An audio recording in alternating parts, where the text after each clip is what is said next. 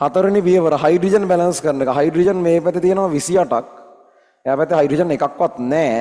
එවනම් ඒකට හරියන්න අපි හයිඩ්‍රජන්ලා 28 බැලන්ස් වෙන්න ජලාණු 14ක් දාමු. එතකොට හයිඩ්‍රජන්ලා 14 වරක් දෙක 28ක් වෙනවා.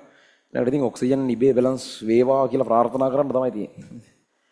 10 වරක් දෙක 20යි. අතන 6 වරක් අතර 24යි. ඔක්කොම කීයද 44ක්ද කොහෙද වෙනවා. නෑනේ බැලන්ස් නෑ. අක්කරි වරක් දාලා තියෙනනේ 10 වරක් 6 වරක් අතර 24යි. 10 වරක් දෙක 20යි. 44ක් ඉන්නේ බැලන්ස් නෑනේ. කොහේ හරි මොකක් හරි වරක් දාලා තියෙනවා. අයියෝ. අරෙන් නෑ එනවා. අම්මෝ එනවා.